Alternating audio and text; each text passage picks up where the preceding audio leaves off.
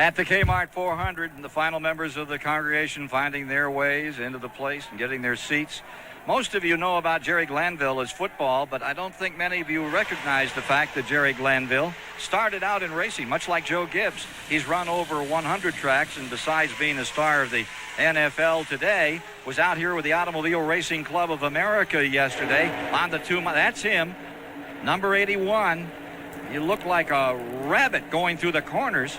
But Jerry, you look like a turtle coming down the main straightaway. What was all that about? Well, unfortunately, we had some motor problems, and the motor would not pull us down the straightaway. We had to shut it off after 23 laps. And it's good for the fans to know a $2 spark plug can stop the whole thing from working. Now, what's going to stop this, besides the weather, which is an issue? What do you see for this race? Well, I love this track. If you like deep south racing, and that's high bank, you got the high banks of the deep south, but you got the real wide sweeping turns of the west coast. You got the best of all tracks. This track is fast and it's fun to drive. And he's going to be here to help us enjoy it this afternoon as we continue our coverage of the Kmart 400. Ken, is it dry down there? Oh, it's wonderful down here. We have all the comforts of home. We have our shower working at the present time. We've lost our ad libs. They're gone, so Glanville's gone. Glanville said he wanted to stay at least to see 300 miles. I bet you're glad you stayed. Well, I want to know what the plus was that Buddy said we had. Buddy, what was the plus? No light? I want to know what the plus was that Buddy said we had down here. There's no pluses down here, Buddy. Hey, when you get around to it, sitting here in the rain, look out behind you. All around here, 136,000 people. Half of them are still in the grandstand in the pouring rain. And that's what makes this sport really special. I got here on a Wednesday, and I think what it is, this sport is really a family weekend event. And yesterday for the ARCA race and for qualifying 80,000 people, and you can go out here in the parking lot, and I think that's why racing is catching all the other sports and passing most of them, because it's a family weekend event. Now listen, where are we going to see Glanville's next performance on the track? He's run over 100 tracks. What's next? We're going to Toledo on June 23rd, a Friday night, and really, Buddy told me he likes Toledo, and Benny Parsons says you can be fast in Toledo. It's banked just like this track, a half mile long. Is this more fun than the NFL today? It's all fun. I can't believe that, I get to do all this and be with a great guy like you. You told me to write. You wrote that down. Right. Be with a great guy like you. You hit me with the microphone. He hit me with the microphone. I was going to hit you with the umbrella, but I can't find it. All right, let's get out of here and get back to Mike Joy where it's comfortable. A full 15 of the 33 starters told me this morning that they well could be the winners when this day is over. That's what makes this series so exciting. What also makes this series exciting is the gentleman who's joining me from coast to coast and around the world. He knows every inch of many an American racetrack. He is the coach, Jerry Glanville. Great to have you with us today, Jerry. You know, we laugh. Yes, you've had some tough days at tracks, but you've also had your career best runs ever here at Milwaukee. Why do you or anybody else like a flat racetrack? Well, I personally don't like a flat racetrack. I was lucky to have that good finish that one time. But most of those incidents you saw me banging the wall, they are on a flat track. I talked to the drivers. Every driver said, Eli, could I have a little more banking? Then the car's more forgiving. Here, you cannot make a mistake because it is so flat. You can get in trouble in a hurry. They're not out there adding any banking. It's 9.5 degrees flat any way you cut it. Caution on the speedway. With turn 2 having a problem, Coy Gibbs. Coy Gibbs brings out the caution for the third time, lap number 119. He and his brother JD split the driving chores this year in that truck, and this was Coy's weekend, but doesn't look as though he's going to be the one to win it. Well, I spent yesterday afternoon coaching him a little bit, and I told him, I says, I can coach you better than your dad, Joe can. Was that one of your patented moves there? That's what I told him. I says, if you get in a wreck, you can blame me. You can tell your dad that old coach from the Falcons was working with me.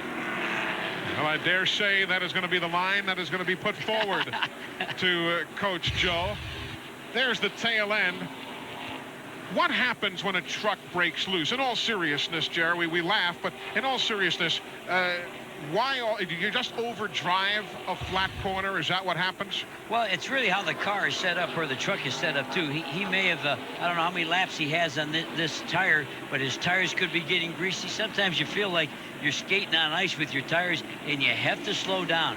I think what you learn after years, when it's not handling right, whether it's a truck or car, Eli, slow down. Don't try to keep driving fast until you get the mishandling fixed. Watch this again, even if they're battling way back. Little bub, get out of my way. How do you know how much you can expect to be hit and how much you can expect to hit the other guy before tempers get short? Well, the only time I think I ever got mad, we were at the track in Louisville, and I got hit under caution. You don't like to get hit when you're going around under caution. Other than that, everything's fair. Age difference in a lot of these drivers. There he is making donuts. Wow, I'd lose a motor doing that. Listen to those RPMs.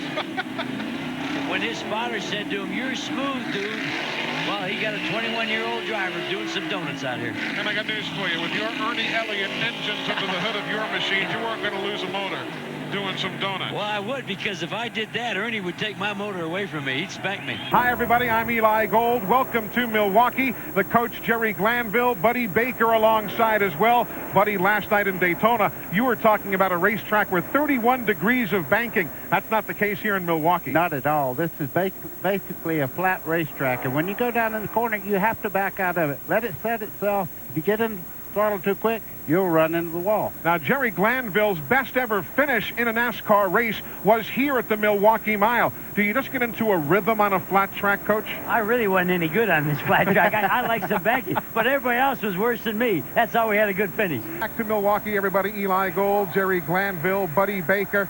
Somebody once said, it was Jody Ridley, former NASCAR driver, said, if I was ever going to put a garden out somewhere, I'd build it next to a racetrack. You know it's going to rain on a Sunday, and unfortunately, we knew this was coming. But I'll tell you, once we get back to racing, and the weatherman says we will get back to racing before this day is done, it's going to be tough for anybody to stay with Jeff Green by virtue of what we've seen today and all season long. The only thing they have is they have an opportunity now with caution out. When they go back, they'll have several laps under caution. They can make adjustments to their cars and hope they can close the gap a little bit on Jeff Green. Coach, is this the same as any sport? I mean, you get into a zone and you just can't lose. You can't stop hitting home runs. You can't stop making three-point baskets. Well, I don't know who's making his motors and who's doing his carburetor, but when you're the fastest guy down a straightaway on a flat track like that, it's hard to catch up to you. But I got to ask Buddy, I was in a rain delay at Pocono, and I fell asleep in the car. Did you ever take a snooze in the car while you're waiting for the race to start? Jerry, if I drove like you do, I would take a nap anytime I got a chance to. I was sleeping while we were racing. A man of candor at all moments. Craftsman Truck Series here at Milwaukee. You knew that the coach was going to leave the track, go to the local Chinese takeout place, order number 8, Number 8. go back to the hotel and enjoy dinner while watching the race. And did you? Well, I was enjoying number 8 until Bill Elliott got hit in the rear end, because he's going to go to Dodge next year, and I was going to try to buy that car and run that car at Daytona in the ARCA race. So we lost a good super speedway car. Wait a minute. You wanted to buy that car? That car. While it was in one piece. Oh, my. He does use Ernie Elliott engines in Jerry's ARCA racing campaign. I thought it was a solid race, though, last night. And, you know, over the years, the Roush teams, not that long ago, Buddy, had trouble with their restrictor plate engine program, and no more. No more at all. I mean, Jeff Burton had a great race. Also, Mark Martin. Several of Roush's cars were up front all night long. Jeff Burton never got out of the top 5 all evening long. And that's something that we really haven't seen over the while. What's also interesting to note is that the points have now begun to tighten up when folks start looking at the big picture. Yeah, and Dale Jarrett just keeps creeping closer and closer. The big picture.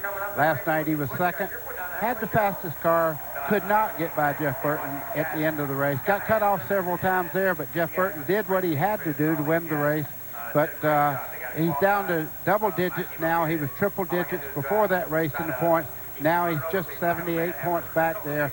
Let me tell you, you watch that 88 car the rest of this year, he'll be right up there when the year's done. Well, I had a lot of people ask me, why didn't Dale Jarrett bump him? And I think one reason is because of the total point race. And it's not the way Dale Jarrett runs races. That's the other thing. Next Right logo. there.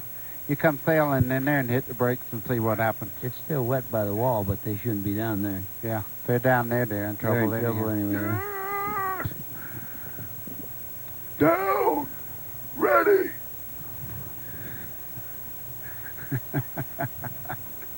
I just want you to feel at home here. Yeah.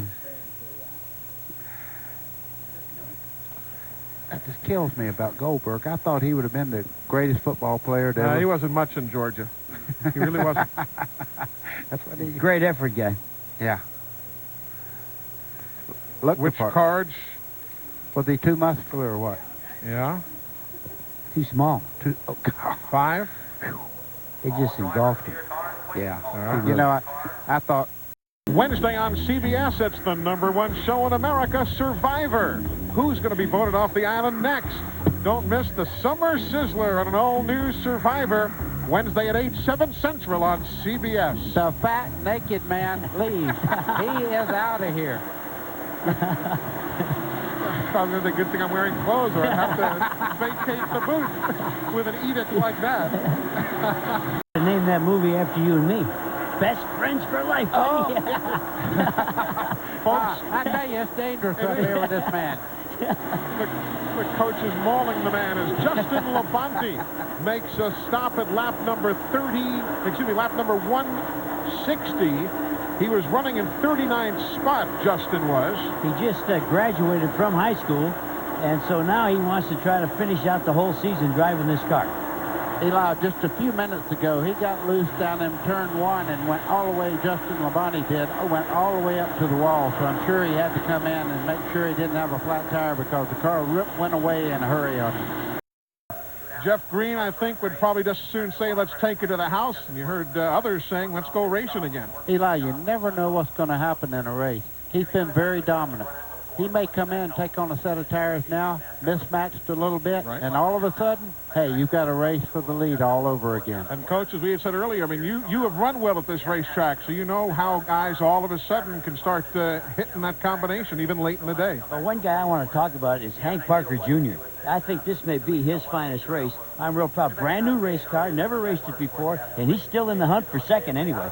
So as frozen noodles went to the front. That was at Heartless Park, Topeka, Kansas. Dick Piz was the driver's name. Oh, boy. Grandma's frozen noodles Piz. coming out of turn 4. Let me see. Martha moved. Huh? Mickey? No. Yeah. That was before he... No. I think that's who he ate. He got that when he was 3. Yeah. Yeah, that don't sell. Budweiser shorts. That guy's getting it. Oh. He does not have a ponytail to worry with, and that's what that thing's for. Kyle Petty and Jimmy Johnson. And the big deal for Hank Parker Jr., they put the different brakes on the car, buddy, with dual master cylinders, and they think that's why he's running better. Well, you have to keep them down on the bottom part of the racetrack, and the best way is to get in the corner, have the front end settled when you get in there, and let it roll through the center, and the brakes really help there. We saw Kevin Harvick backslid to 11th spot. Local favorite Dick Trickle coming home in 19th today. One of those fellows had a few little rough spots in the road this afternoon. Tony Raines led for a while, came home in 26th position. Hey, with Todd coming home in 31st, buddy, that's going to really spread things again in the points. That's a big hit in the points, and he just had a bad day. Everything happened to him. Flat tires, trouble with carburetor, many things. Todd Bodine did not have a great day. Buckshot Jones deserved a whole lot better than that. And first out of the event, Casey Atwood coming home in 43rd spot. Were you ever on this kind of a roll, buddy, when nothing went wrong? Yes, as a matter of fact, with Bud Moore's car, we went to, just for every time we go to Talladega, it was like, pay me and let me go home. I got the best car. And that's a good feeling. The only time I got in a roll like that when I was coaching Atlanta, we won 9 in a row. Never got in a roll like that racing, buddy. Your day is coming, Coach.